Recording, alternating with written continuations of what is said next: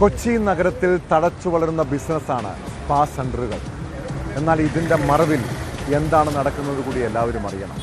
പല സ്പാ സെൻ്ററുകളിലും അനാശാസ്യ കേന്ദ്രങ്ങളും പ്രവർത്തിക്കുന്നുണ്ടെന്നാണ് വിവരം. കൊച്ചി വൈറ്റിലി ഹോട്ടൽ കേന്ദ്രീകരിച്ചാണ് അനാശാസ്യ കേന്ദ്രം പ്രവർത്തിച്ചിരുന്നത്. ഇവിടെ നിന്ന് 4 യുവതികൾ ഉൾപ്പെടെ പോലീസ് അറസ്റ്റ് ചെയ്തു. സ്പായുടെ മറവിൽ വഴിവിട്ട ഇടപാടുകൾ സജീവമെന്നാണ് പോലീസിന്റെ കണ്ടെത്തൽ.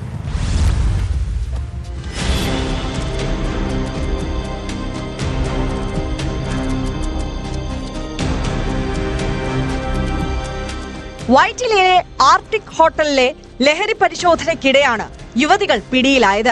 ഈ ഹോട്ടലിൽ ലഹരി ഇടപാട് നടക്കുന്നുണ്ടെന്ന രഹസ്യ വിവരത്തിന്റെ അടിസ്ഥാനത്തിലാണ് പോലീസും ഡാൻസ് ഓഫ് സംഘവും പരിശോധന നടത്തിയത്.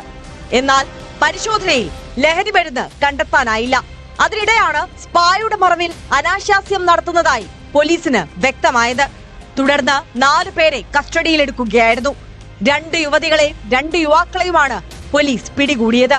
ഇവരുടെ അറസ്റ്റ് രേഖപ്പെടുത്തി.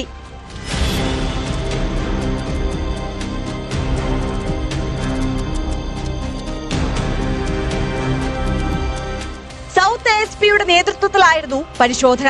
2 മണിക്കൂറിലേറെ നേരം പരിശോധന നീണ്ടു. പിടിയിലായ 4 പേരും മലയാളികളാണ്. നേരത്തെയും പലതവണ കൊച്ചിയിൽ സ്പാകളുടെ മറവിൽ നടക്കുന്ന അനാശാസ്യ കേന്ദ്രങ്ങളിൽ റെയ്ഡ് നടത്തിയിട്ടുണ്ട്. പിടിയിലാകുന്നവർ പുറത്തിറങ്ങിയ ശേഷം വേറെ പേരുകളിൽ വീണ്ടും സ്ഥാപനങ്ങൾ തുടങ്ങുകയാണ് പതിവ്. നഗരം കേന്ദ്രീകരിച്ച് ലഹരി വിൽപ്പനയും സജീവമാണെന്ന വിവരത്തിന്റെ അടിസ്ഥാനത്തിലായിരുന്നു പോലീസിന്റെയും ഡാൻസ് ഓഫ് സംഘത്തിന്റെയും പരിശോധന.